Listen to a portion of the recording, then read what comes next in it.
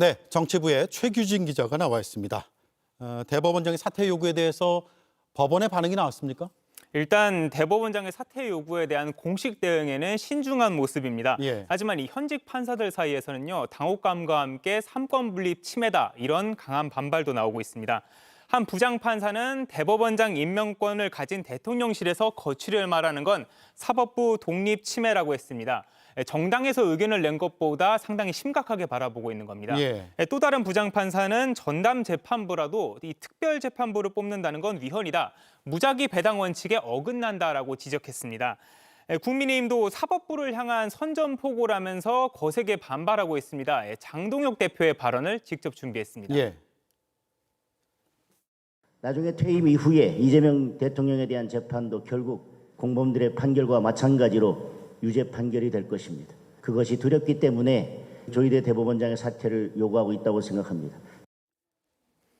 네, 여당과 대통령실이 조희대 대법원장 사퇴 주장에 공감대를 갖고 있는 것으로 보이는데 하루아침에 나온 건 아니죠. 그 배경이 뭐라고 봅니까? 일단 여당은 기존 사법부에 대한 국민들의 불신을 이유로 들고 있습니다.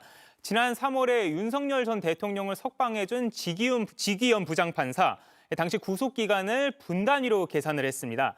당시에도 전례가 없는 결정이라는 지적들이 나왔는데요.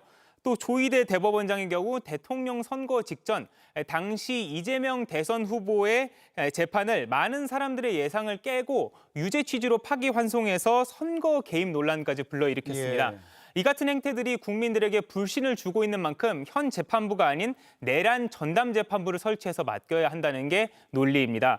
관련해서 김민석 국무총리가 오늘 대정부 질문에서 발언을 했는데 이 또한 들어보시겠습니다. 예.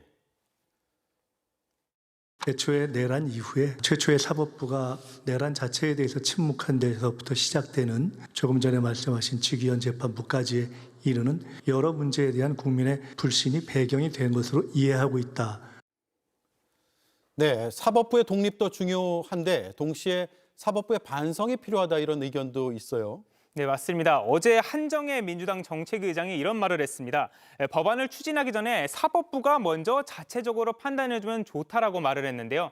그러니까 사법부 스스로 자정작용을 할 수가 없다면 국민들의 선택을 받은 입법부가 나서서 재판부를 설치하겠다는 겁니다. 예. 앞서 예로 들었던 윤 전 대통령 석방이나 이제 이재명 후보의 재판 파기환송과 관련해서는 사법부의 반성이나 설명은 한 번도 없었는데요.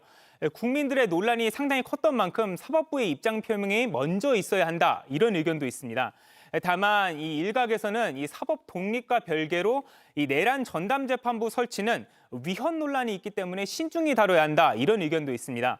실제로 내란 전담 재판부가 설치된다면은 위헌 논란, 위헌 소송으로 인해서 재판이 상당 부분 지연될 가능성이 있다는 겁니다. 예. 또 그리고 최악의 경우에는요, 위헌 결정이 나오면은 이 내란 전담 재판부의 선고가 무효가 될 수 있다 이런 우려도 있습니다.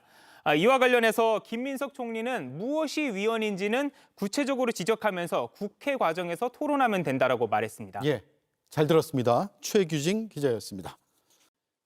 JTBC 뉴스를 시청해 주셔서 고맙습니다. 저희는 저녁 6시 30분 뉴스룸에서 뵙겠습니다.